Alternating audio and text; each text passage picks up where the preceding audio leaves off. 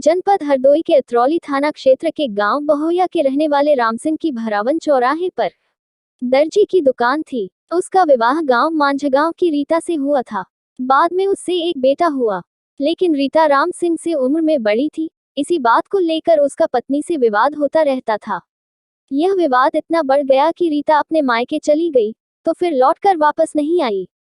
राम सिंह ने कई सालों तक उसके वापस आने की राह देखी। जब वह वापस नहीं आई तो राम सिंह ने करीब 12 साल पहले गांव बसंतापुर की रीना से विवाह कर लिया।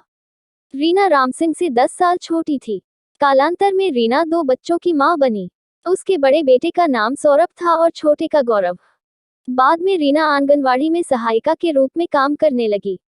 जैसे जैसे उम्र बढ़ रही थी, राम सिंह का दमखम जवाब देने लगा था।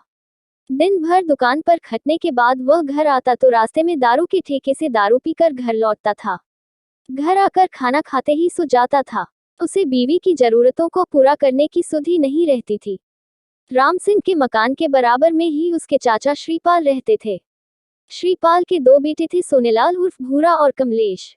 कमलेश लखनऊ में बीकॉम की पढ़ाई कर रहा था। भूरा भरावन चौराहे पर ही एक दुकान पर सिलाई का काम करता था।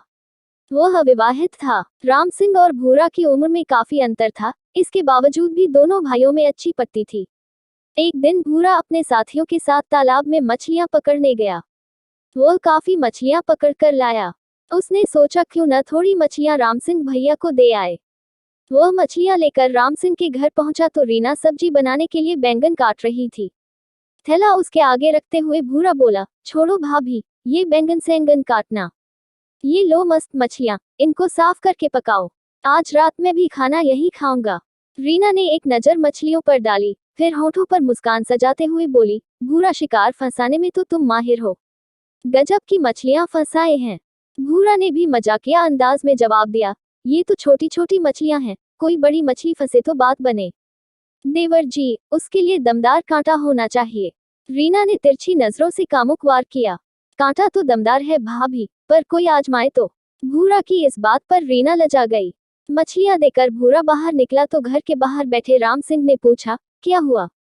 आज भाभी मछलियां बनाएंगी और मैं शाम को यहीं आकर खाना खाऊंगा। भूरा बोला, फिर तो दारू मुझे ही मंगानी पड़ेगी।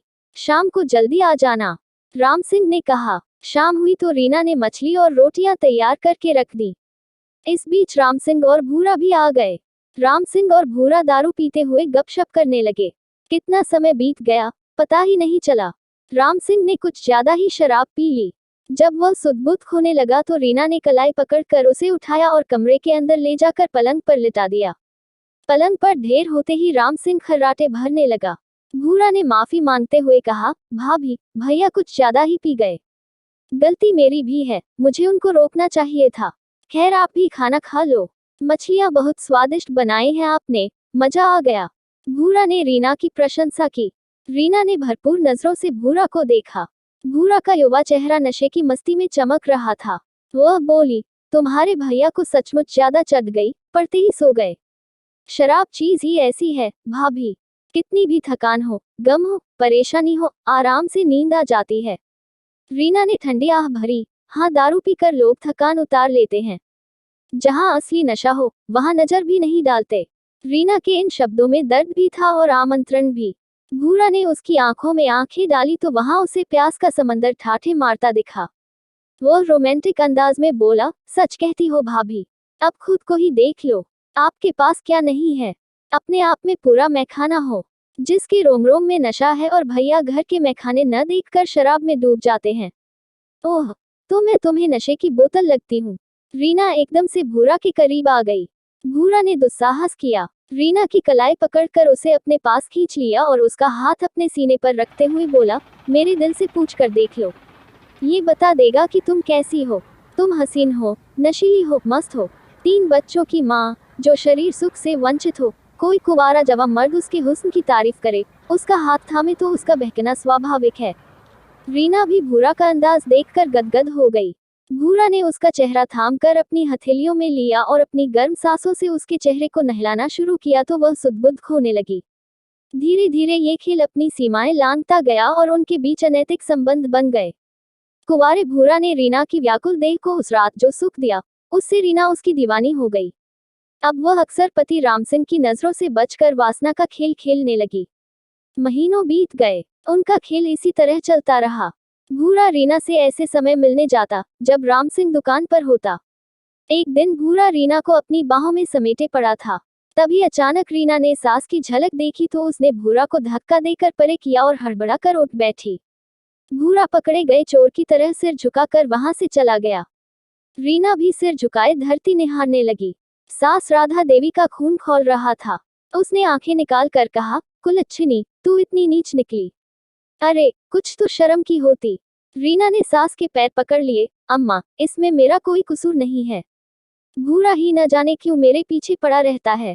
पीछे पड़ा रहता है। राधा अपना हाथ नचाते हुए बोली, आज मैंने तेरी चोरी पकड़ ली तो पाकसाफ होने का ढोंग कर रही है। मैं कल ही तेरे बाप को बुलाकर तेरी करतूत बताती हूँ। सास ने धमकी दी। रीना सास के पैरों में गिर पड़ी। माफी मांगते हुए गिड़गिड़ाई, इस बार माफी दे दो अम्मा। आइंदा उससे बात करते भी देखा तो अपने हाथों से मेरा गला घोंट देना। खानदान की इज्जत का सवाल था, इसलिए राधा देवी ने चेतावनी देकर रीना को माफ कर दिया। बाद में उन्होंने यह बात अपने पति श्यामलाल को जरूर बता दी। बहू की हरकत से श्यामलाल भी सन रह गए। उन्होंने राधा से कहा, बात अपनी ही इज्जत की है, इसलिए ज्यादा तूल देंगे तो अपनी ही बदनामी होगी। बहू ने अगर गलती मान ली है और दोबारा गलती न करने का भरोसा दिया है तो एक बार उसे सुधरने का मौका देना ही ठीक है। उस दिन से राधा सतर्क हो गई। सास ससुर ने यह बात राम सिंह की जानकारी में नहीं आने दी थी। इसके बाद भूरा ने रीना के घर आना जाना बंद कर दिया।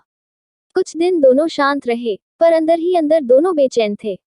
उनसे ये दूरी बर्दाश्त नहीं हो पा रही थी। आखिरकार एक दिन दोनों को मौका मिल ही गया।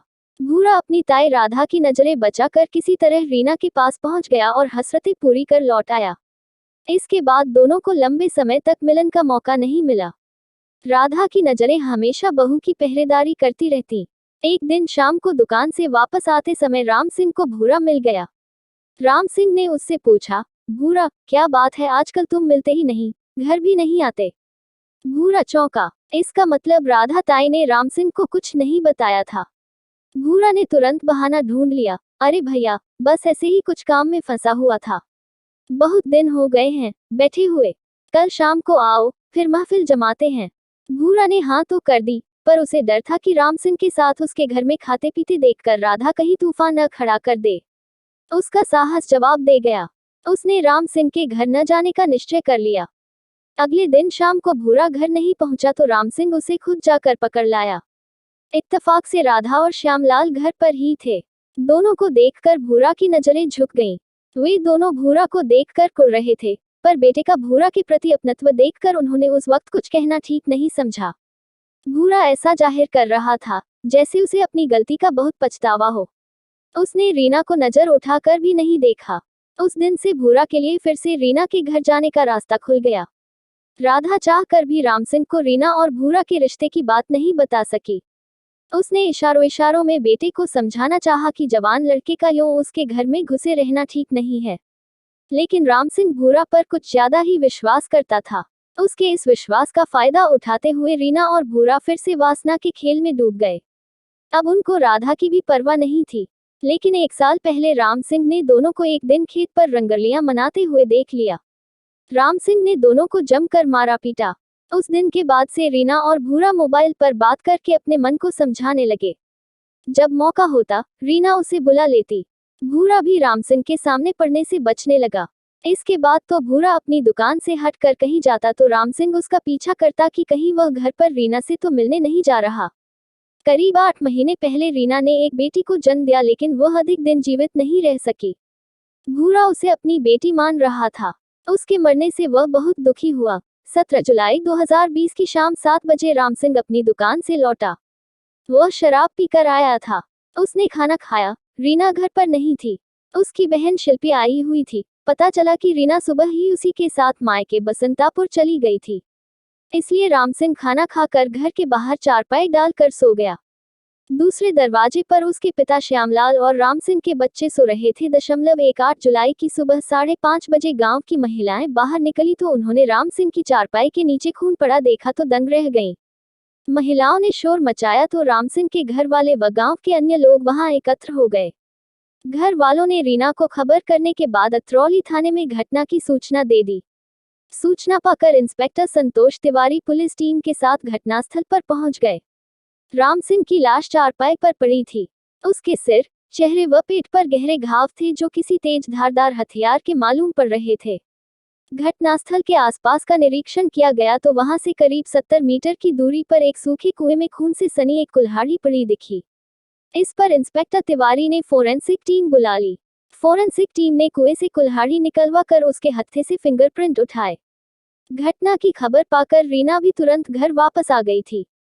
इंस्पेक्टर संतोष तिवारी ने घटनास्थल का मुआयना करने के बाद रीना, श्यामलाल व घर के अन्य लोगों से पूछताछ की तो उन्हें आभास हो गया कि हत्या के पीछे किसी करीबी का ही हाथ है। घर वाले जानते हैं लेकिन बता नहीं रहे हैं। आलाकतल कुल्हाड़ी का घटनास्थल के पास मिलना दर्शा रहा था कि घटना को अंजाम देने के बाद हत्यारे ने जल्दी में कुल्हाड़ी को कुएं में फेंका और घर जाकर सो गया। फिलहाल इंस्पेक्टर तिवारी ने लाश पोस्टमार्टम के लिए मोर्चरी भेज दी। रीना की तरफ से उन्होंने अज्ञात के खिलाफ भादमवी की धारा 302 के तहत मुकदमा दर्ज करा दिया। पोस्टमार्टम रिपोर्ट आने के बाद इंस्पेक्टर तिवारी ने घर वालों से सख्ती से पूछताछ की तो सारी हकीकत सामने आ गई। पूछताछ के बाद उन्होंने 19 जुलाई 2020 को रीना और सोनेलाल को उनके घर से गिरफ्तार कर लिया और थाने लाकर उनसे सख्ती से पूछताछ की तो दोनों ने अपना जुर्म स्वीकार कर लिया। राम सिंह के बराबर निगरानी रखने से भूरा और रीना का मिलना मुश्किल होता जा रहा था। घटना से 1 महीने पहले भूरा अपनी दुकान से कहीं काम से गया और वापस लौटकर आया तो राम सिंह को शक हुआ कि वह रीना से मिलकर आ रहा है। गुस्से से उबल रहे राम सिंह ने भूरा को कैंची से मारा। अपने आप को बचाने के लिए भूरा ने अपना दायां हाथ आगे किया तो से उसके हाथ में घाव हो गया और खून बहने लगा। घर आकर उसने मोबाइल पर बात करके रीना को खेत पर बुलाया और उसे अपना हाथ दिखाकर पूरी बात बताई। इस पर रीना ने कहा, अब बहुत ज्यादा हो गया, अगर साथ रहना है तो इसे राम सिंह को रास्ते से हटाना ही पड़ेगा। इसके बाद दोनों घर लौट गए। अब भूरा राम सिंह से नजदीकियां बढ़ाने की कोशिश करने लगा, जिससे उसे विश्वास में लेकर उसकी हत्या कर सके। लेकिन राम सिंह शराब पीकर अक्सर भूरा को डांट देता था। 17 जुलाई 2020 की सुबह रीना भूरा से मिली और कहा, मैं आज मायके जा रही हूँ, मौका देखकर आज इसका काम तमाम कर देना। कहकर रीना चली गई। रीना के जाने के बाद राम सिंह दुकान पर चला गया। उसके पीछे से भूरा भी अपनी दुकान चला गया। शाम को राम सिंह दुकान से सीधे शराब के ठेके पर गया और शराब पीकर घर चला गया। उसके जाने के 10 मिनट बाद भूरा भी शराब पीकर घर चला आया। शाम 7 बजे खाना खाने के बाद राम सिंह सो गया। रात 10 बजे भूरा ने राम सिंह के बड़े बेटे बिन्नू से कुल्हाड़ी लेकर अपने पास रख ली।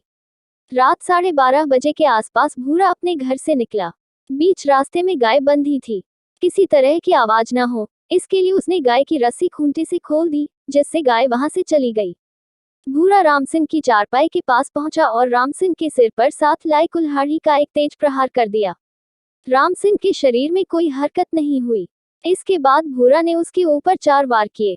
राम सिंह की मौत होने के बाद वह पास के एक सूखे कुएं के पास गया और कुल्हाड़ी कुएं में फेंक दी। फिर घर आकर सो गया। लेकिन भूरा और रीना का गुनाह कानून की नजर में आ ही गया। कागजी खाना पूर्ति करने के बाद दोनों को सक्षम न्यायालय में पेश किया गया। वहां से दोनों को जेल भेज दिया गया।